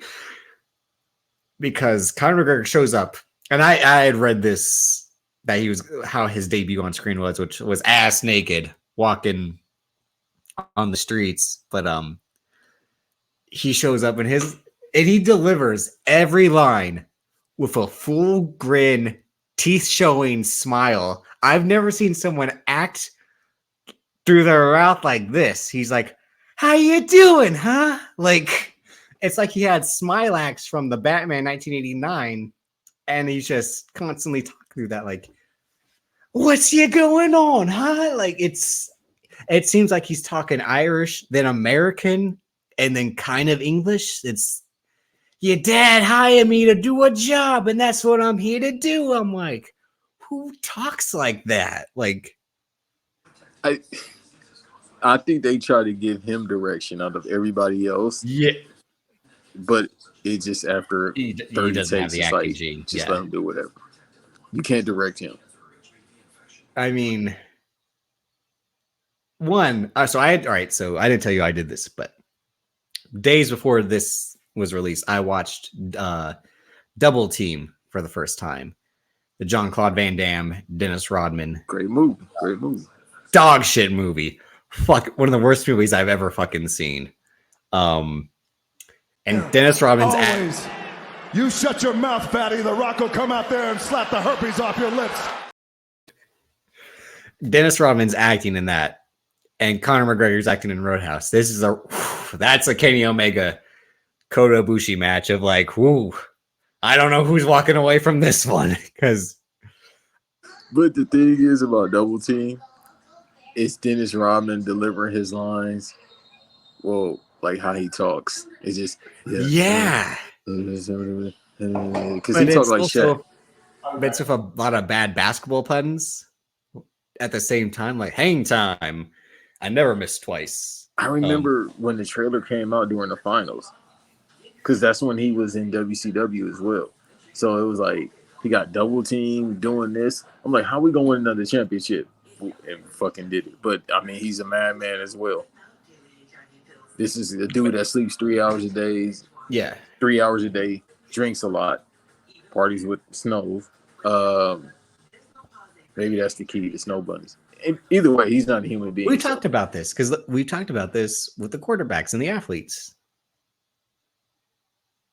But apparently he's the greatest like athlete in NBA history far as like in shape. Based off Michael Jordan saying he had a 2-day bender and came back and was outwarding everyone in the gym. Yeah, they said his workout regimen is insane. Like, you know, KG always tell a great story. He talks about how he would do the stair. Man, he was. My lord. Kevin Garnett just talking so animated with the man. Yeah, anytime I see Kevin Garnett talk, I just love it. Yeah, he's like, yeah, that's fuck it. Yeah. Also, I got heat. I love KG, but we got heat. I'll tell you off air. Oh, okay, but Well, no, no, but I ain't Conor never met McGregor. him personally, but you know how I am. If a woman say they like Oh, KG, I got heat. but no, but Conor McGregor's acting, yeah, he has a great line at the end where for some reason he's confiscated a student driver car and then he crashes into the palm tree and the coconuts fall on it. But his great line is showing up to the house after Jake Gyllenhaal's fucked everyone up and be like, "Where'd everybody go?" Like that was a great moment of like, all right, that was some good comedy because then he just shows up. So the all the shit on the boat at the end, we didn't need. You could have cut that out of the movie and we would have had a better movie. I didn't want. No, how does he know how to fucking build explosives? He's a UFC fighter. It don't let it fly, bro. This literally like, all right, so of course I'm gonna let you give your breakdown because that's what you do very well. And I'm just like, this is what it is. Like, dude, I'm just like, let's just jump off the balcony. I'm definitely Jeff Hardy, you Matt Hardy. And I don't mean that disrespectful way. Yeah. Well, damn, Davis. I kind of like the explosions. Bruh, I think at this point, all right, actually, I'm going to get in depth and give a hot take. I think at this point, they ran out of money being Amazon.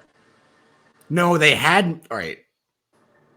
A lot of the CGI was bad, but it was bad in the sense. No, but it was bad in the sense like they had money. They just used it poorly because they're clearly. Yeah, but there are these good, like that scene where the guy somehow scoops him with the trunk bed is kind of cool, but like, what the fuck? At the same time, it would, because it's bad CGI, but also bad logic of like, how the fuck do you just scoop someone up with a flatbed truck? Like, I think they kind of improv a lot of this shit too. They called it on the fly with the script. But the stuff with the boats at the end, and then Conor McGregor is being dragged through the water as well. Like that was like how did smile? Yeah. I if I had his teeth, I'd be smiling too. I think it's the teeth and the bow ties. Yeah, but it was bad again. Like when I talk about the Dennis Rodman double team puns, when he's like, "We got our own little octagon," and Jake Gyllenhaal's like, "Who taught you shapes?" Jake Gyllenhaal's acting in this. This is Randy Orton in 2012 being like going through the motions. I'm here to get paid. I'm going to do my 5 moves, hit the RKO, get the fuck out of here. But even, ton of headlocks. But even then, it wasn't that bad of an acting job. No, it's bad. It's bad. No, it wasn't that bad. Come on. Watch him in the... Look, I love Bubble Boy, but this is the same dude that did Bubble Boy. No. That's the thing. He tried in that. Watch, I said he tried more as Mysterio in No Way Home, a movie he did for the money. He tried better in that than he did in this. This was...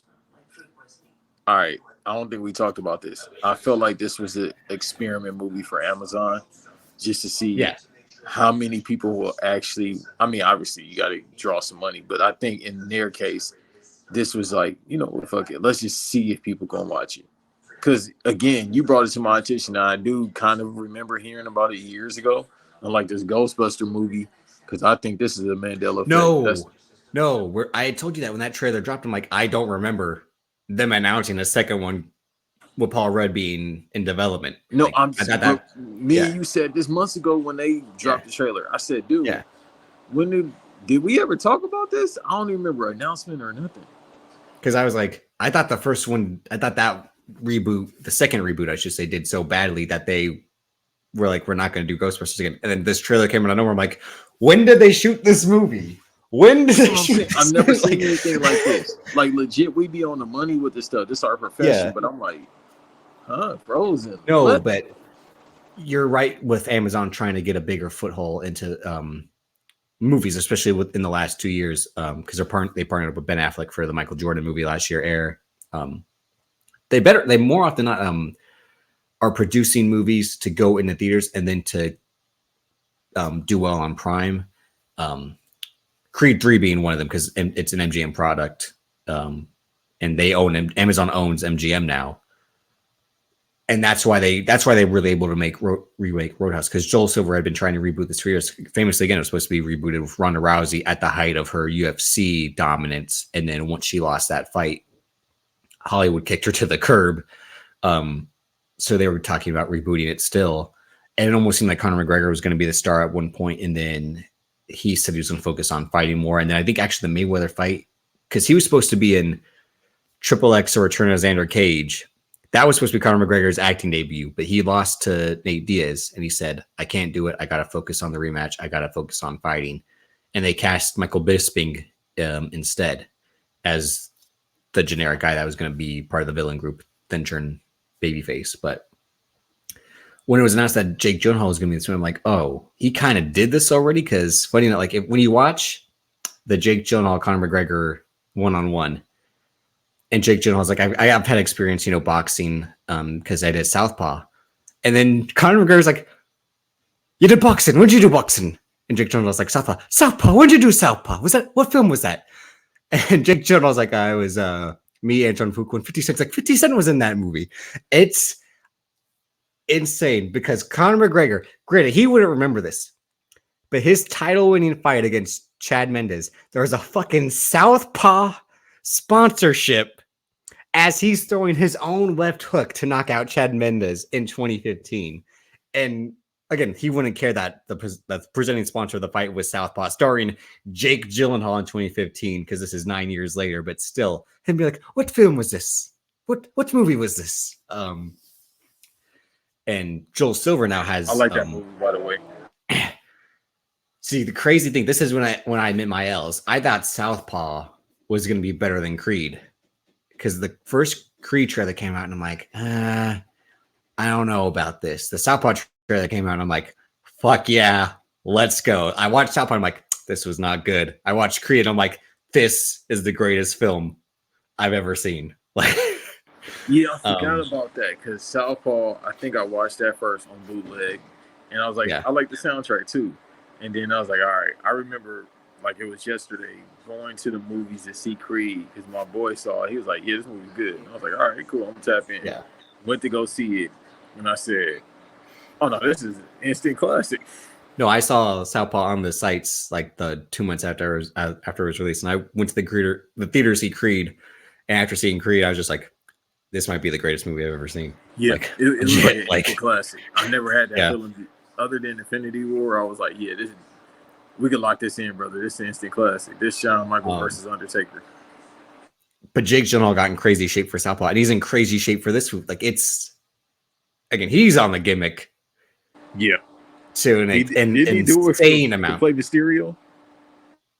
Well, he's a guy who's kind of already naturally in shape, but not to this extent. This is like Super Saiyan 3, Super Saiyan 4, because he's already a guy who's in good shape. But this is like the abs 20-pack are the ones that are pointing out type, but still sick. I'm like, this don't make sense. And he's supposed to be the middleweight champion fighting Conor McGregor, whose highest weight he ever fought was welterweight. So the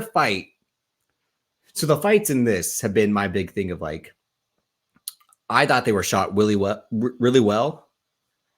And then Doug Liman kind of got lost in all the filters and effects of it all, because apparently the way they're shooting certain fight scenes now is stitching them together with CGI versus good old fashioned ducking. You might have to take a punch choreography like the John Wick films. Doug Liman seemed to maybe use that Matthew Vaughn, James Wan of like the camera, and then the CGI and the editing process is going to make it seem like it connects really well, along with the sound editing of like the punches landing on, forehead and chin and all that. Because the scene that Post Malone has where he beats the shit out of that one guy, I'm like, damn, this is shot really well. But it's almost like a Def Jam video game in terms of like, the way like they actually spent some time in this. It's not a rushed fight scene.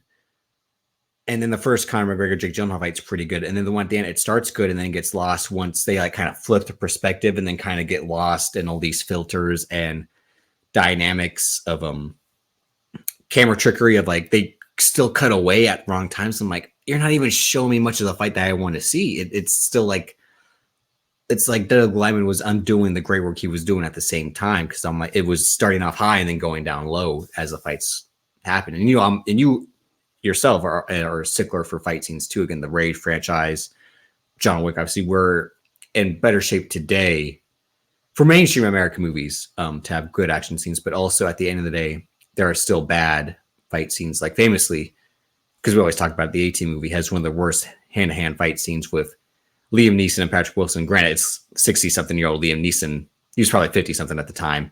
But it cuts and shakes, and it's in a dark room, so you don't see anything. You just hear, and guys twisting and turning.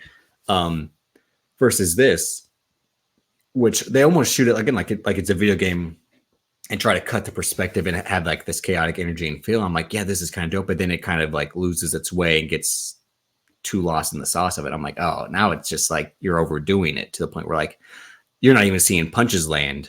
And that's why I was a little disappointed by the most, because it was kind of working until it wasn't. It was just a long music video. I think that's what it is. More so like a 2000s like Elliot Ant Farm type video. That's all it really was. Like so this is when I'll compare the original and this one. Like the point of the original is like Patrick Swayze, of all people, doesn't look like an ass kicker, which is probably the greatest appeal of the original. Of like they got the guy from Dirty Dancing to Footloose, brother. Dirty Dancing. That is what. You never seen Ghost? But no, but like when you see, but the whole point is like Dalton, I thought you'd be bigger. Like everyone who meets him is like, I thought you'd be bigger, because like this guy's reputation as a badass is so impressive. But when he shows up, you're like, this handsome, good-looking guy with hair, like, and then he just throws some fucking karate kicks, and everyone's like, oh shit, like this guy ain't fucking around. Just all roundhouse kicks, bro. Like he Ryu. Yeah, like that was the appeal of the first one, and this one plays up the fact like that Roadhouse, the original, and this are westerns. Guy comes into a bad town, cleans out the bad guys, fixes the town, leaves. But this, it's like he really doesn't even do that. Like he doesn't really even fix the bar. He doesn't teach the guys. Like he just tells the guy step back and throw a punch, and then he hires a guy who had boxing experience. Like versus Patrick Swayze actually kind of teaches the guys a little bit, like, hey, here's what you should do, here's what you shouldn't do, and then go ahead. In this iteration, essentially, it's just like, first of all, for him, just to trust the girl. Be like, all right, you got some paperwork for me? Like, I need an I-9. He just jumped straight into it in the job. Like, damn, bro, you ain't going to ask her resume so you can work? You just going, all right, I'm going to trust and believe you're going to give me a job. But that's what I'm saying. That's why the first one works so well, because his whole reputation is he goes from bar to bar, club to club, cleaning up the fight scene to the point where he feels like he can move on to the new one and do the same thing.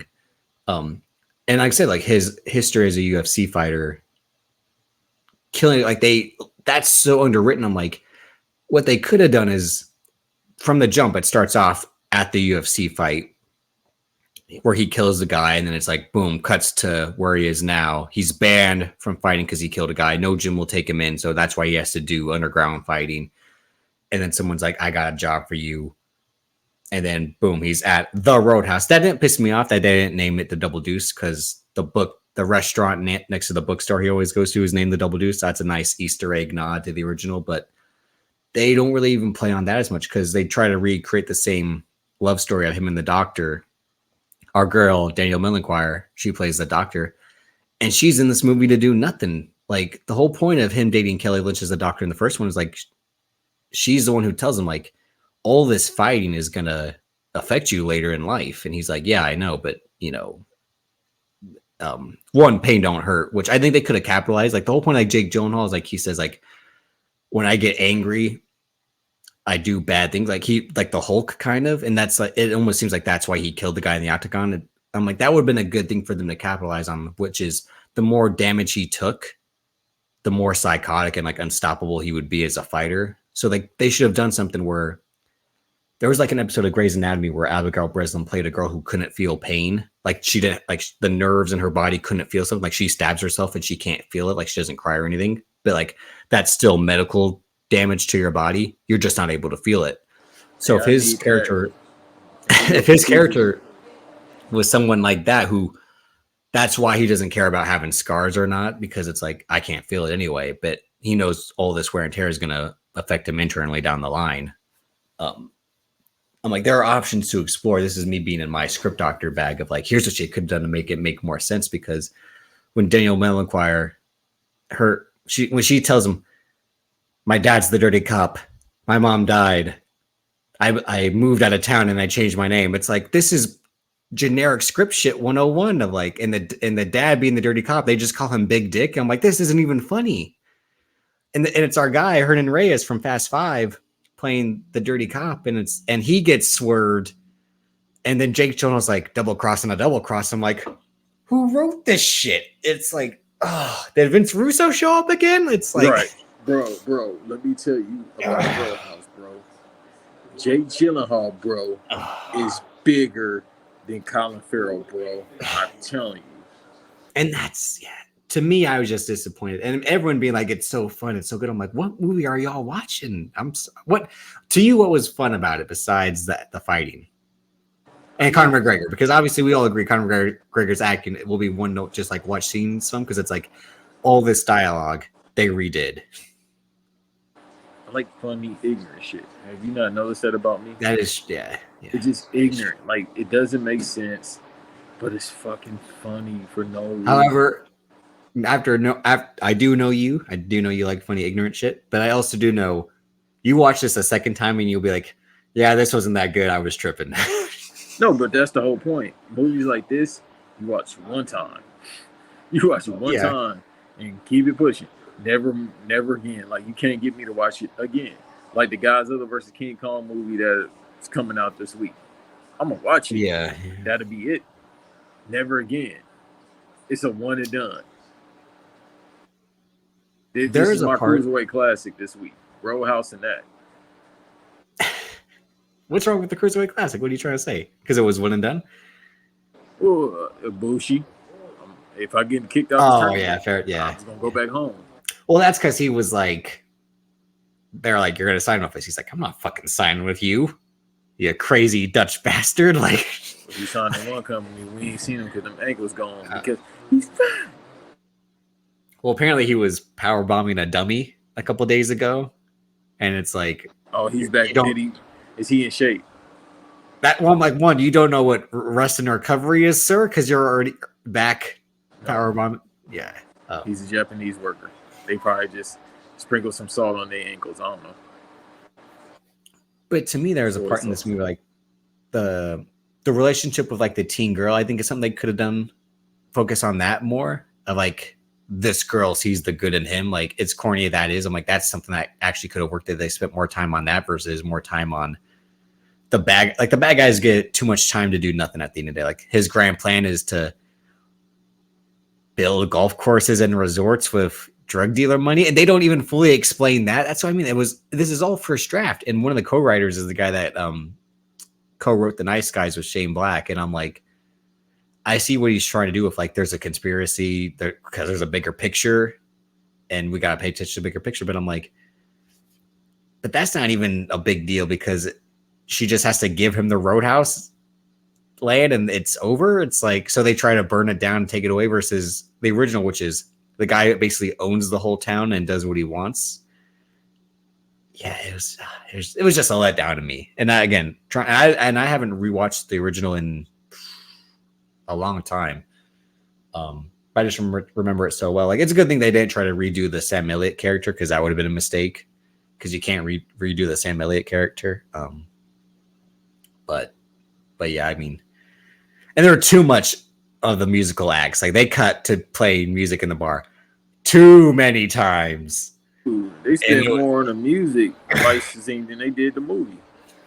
Yeah, right when he's about to like get up and kick Conor McGregor's ass for the last time, they play like the instrumental to Enter Sandman, and I'm like, yes. And what he does, instead of like some just, he stabs Conor McGregor with spikes, with pieces of wood, and I'm like, this isn't what I wanted. I don't want to see Conor McGregor get stabbed. I wanted to see like elbow smash, spinning back elbow, and then kick to the balls, and like, you know, he doesn't rip the guy's throat out, but like he like throat checks him to death, basically. You know, I mean, that's one tough thing to do. But again, Patrick Swayze had the right to rip that guy's throat out after what he said, because because that's the scariest line I've ever heard in a movie at that time. But yeah, I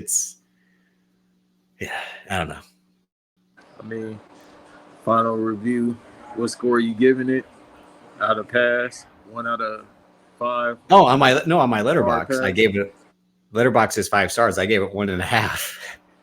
Oh, whoa. All right, so 1.5 hard pass. It is a hard fucking pass at the end of the day after being so hyped. And again, this is Doug Liman. This is the guy who does, like, we've talked about it before. His filmography is insane because he does Mr. and Mrs. Smith. You and I both enjoy it. And then right after that, he does Jumper. Bad movie. I hate that movie. Out of all my bad movie. That movie, I hate that movie. No, it's a bad movie I rewatch every few years just to be like, damn, what did they fuck up in this movie? Besides Simon Kinberg being attached, what did they fuck up in this movie? Because the trailer for Jumper, I'm like, fuck yeah, this looks amazing. I'm 12 years old at the time, but I'm like, this looks awesome. And then when I saw them, like, trap, they really good at hell. They trailers be better than their movies. Yeah, but when I saw the movie, when I saw Jumper like the year or two later, I'm like, this is bad. This is bad. You wish you would have jumped out your seat and left. He did Edge of Tomorrow, great, all-time classic. And he started his career. He did Swingers. He did Go. Like Doug Liman's like, his first movie for Amazon, he did The Wall, which has Aaron Taylor Johnson and John Cena. It's a really good indie movie, which John Cena and Aaron Taylor Johnson are two soldiers having a sniper battle with a guy that they can't see. So I recommend watching The Wall. This is one of John Cena's first acting roles. His second try coming back in Hollywood. So this was 2017 when it came out. This is when he was like, I might fully get back into acting because I think my wrestling career is done. So check out The Wall if you haven't seen it. Because it's him doing a real like acting performance. Because I watched the Freelance movie last week. And I'm like, John Cena is not a bad actor, but he is bad. He's half bad in some of these bad movies. Like Hidden Strike, he seems like a bad actor, but it's a bad movie. So, I mean, well, we talked about that, right? You watched it? We really didn't talk about it on air because we weren't recording at the time. But see, the batshit and the crazy chase at the end of that movie, I enjoyed when they turned the fucking oil tanker to high speed and crash into the other one. Roadhouse tried to do that with the boats. I'm like, no, that didn't work. But for Hidden Strike, I'm like, no, that fucking worked. Because I'm like, that's what Fast and Furious should do is experiment with these fucking oil tanker cars with fucking rocket ships, like actual rocket engines attached to them. Like that's where the Fast and Furious needs to go. But they fucked it up with F9 when they tried to do it in that movie. George R. Miller pissed off. But no, Hidden Strike. The fight scene between him and Jackie Chan was okay, but it's a dog shit movie as well. Yeah. Nah, they try to make it a little bit more believable than it would be. Hey, we know John Cena is a freak athlete. We know he's swole. That's still Jackie Chan, bro. And I don't want any trouble. I do not see you. And there's the propaganda of it all with oil and what it's trying to say about oil, and China's trying to control the oil, but not really control it, but trying to help it. There's some politics. I think that was one of the reasons the movie got delayed as long as it did, is because you and I were saying it was money laundering. Even though we said in 2020 it was a money laundering movie. No, after seeing it, I'm like, no, it was really bad. And two, I bet they were pissing people off of it. It seems like one of the Chinese propaganda movies because all the movies that are big hits in China are propaganda movies, but they're using sci-fi and action tropes to sell them. So they just attached John Cena to this, and that's why I don't think he promoted it heavy like he did Ricky Stenicki. So, which I saw, and again, that's another Amazon movie, and that was bad. Yeah. My review for it, 1 out of 5. 1 out of 5 smiling Conor McGregor's. Yeah, I'll give it a 2.5, maybe 3. See, even the punching him through the car windshield was better in the trailer than in the movie, and I'm like, damn, this is gonna look amazing based off that 2 seconds in the trailer. And I rewatched that fight scene yesterday, and I'm like, yeah, it's all right for what it is, but I'm like, damn, just disappointment is what it is for me. But Hey man, that's life, disappointments, but no, Spain, you ain't gotta tell me. like Roadhouse. No. Wait, what? No, but what he First said? of all, it took. What? No, We talked about this Alan before, says? audience.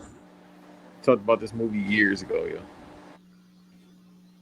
what movie? Roadhouse. I swear we talked about like 2 years ago.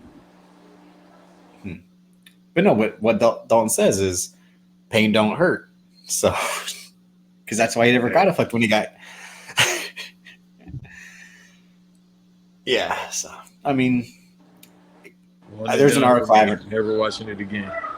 Yeah, there's an article I haven't read yet about Jake Gyllenhaal and his mysterious career, and now he's being asked if he'll be Batman because he was famously the second choice for Chris Nolan's what would going to be Chris Nolan's Dark Knight trilogy, and he's saying, "Yeah, I'd like to do it if I would be offered it." I'm like, would I want to see Jake Gyllenhaal finally be Batman now? I'm like, I don't even think he wants to be Batman. Alan Richmond needs to be the next Batman. Alan Richardson. Al Richmond, our guy. I don't. That I from Blue can't. Mountain No, State. he can't. I can't see him being Batman just That because. some bitch is built like a tank, bro. He could be Elder Bruce Wayne. All right, here's the thing. No, he could still be young, 30s Bruce Wayne. But my whole thing is Not in the Brave and the Bold. The Brave and the Bold is an older. I'm about to sound like a nerd. Oh, yeah, Older Bruce yeah, Wayne yeah. with Damian Wayne. Yeah. But what I mean is like the whole point of like Ben Affleck's casting was he played that type of Frank Miller built Batman. But not every Batman's supposed to be Jack. So like if you see Bruce Wayne walking the street, someone's gonna the size Alan Richardson is, someone's gonna be like, this Bruce Wayne is up to something. Why is this billionaire so swole for no reason? So Because what else he got to do? We know a billionaire that's swole for no reason. who? No chance in hell that he's ever coming back. That's different. That was You want to explain that? yeah, because he was in the wrestling business. He said, "I want." That's him. You know, I'm gonna do what the boys do. You know, like I thought you was talking about. You know, it's like remember when Dr. Dre was swole? That didn't make any sense. Like That actually did make sense. He didn't have shit else to do. He was making music he wasn't gonna put out. all right, that is a fair point. I'll concede that to you, but still, it was weird seeing Dr. Dre of all people look like a middle linebacker, a retired middle linebacker. It's like, come on. So to see Alan Richardson be Bruce Wayne in a board meeting, someone has to be like, because again, I'm watching Reacher right now, and I'm like, the amount of times they just refer to him being a huge fucking guy on that show. I'm like, so if he's Bruce Wayne, every board meeting is gonna be like, sir, why are you so big? This doesn't make any sense. Well, bruh, I ain't even close to 1 million. Hell, I ain't close to 1,000. If I had billions, I'd be out here walking around like fucking Brock Lesnar, bruh. That's without the P. He probably could play Brock Lesnar in a biopic for whatever reason. That's who Alan Richardson needs to It play. ain't too late. But Just take all the water off the set. yeah, but you know he's a big religion guy. He's a big Christian guy. Alan, Yeah, how you know that? because on my Instagram Explorer it was him. I'm like, what's he doing? And I clicked on it. He was talking about. He was telling this story that was related to religion, but it was using like an analogy, and I'm like, I'm kind of thrown off by this, sir, because you are the man who said, "Give me my pocket pussy." Like, Right. I'm surprised he religious, not so much Elias, because I mean, come on. What else was he gonna do but pray? He wasn't working.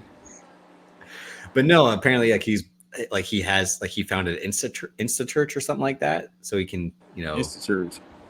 it's a way of like speaking, teaching religion, Christianity through Instagram, but like in that cool hip way, you know. That cool hip. You know, Why like you gotta what do the guy, you say? because that's what those guys do. Like, let me tell you about God. What the guy, like, what the glasses I'm wearing now, the Carl Lentz guy was trying to do until he was realized. But you know, you look like a youth pastor, right? All white guys with hair like mine do.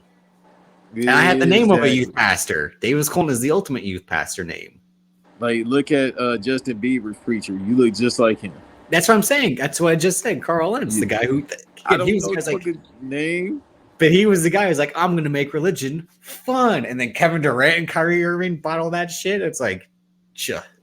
Kyrie Irving Muslim. So is he Christian Muslim? Let's not act like that wasn't phase 4 Kyrie. You Come on. fam. You ever see that? No. Look, one First day of all, he's Christian. What was Kyrie Irving? Was he Muslim at Duke? I don't think so. Yeah, he was, because he had a white woman.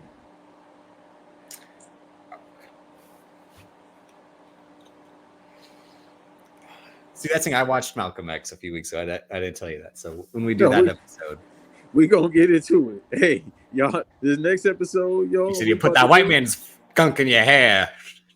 Yeah, I was like this with the feathers. Yeah. Hey, feed me some eggs.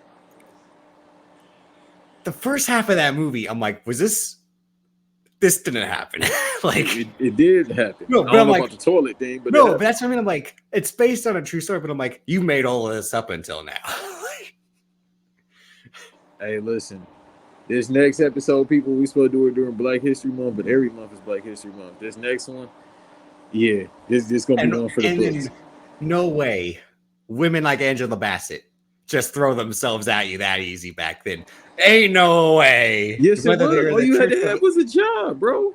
You could be Willie It's DeGeneres. just insane that prime Angela Bassett, even though every year Angela Bassett is prime Angela Bassett, but I'm like, she just instantly is like, I'll be your woman. And I'm like, it's that fucking easy? Like back in the day, yeah. He had this before the term clout. So he had clout back then. He did. And then besides that, like, dude, Brother if Malcolm. you went to the military, a military man was considered like an NBA player. Yeah. Like, yeah, there go Johnny right there. He served in the faction, I heard. What faction did he serve in? The Marine Corps, yeah. Like, bruh, like females like Fabulous Moolah and Mae Young would have went for you if you was back in the day.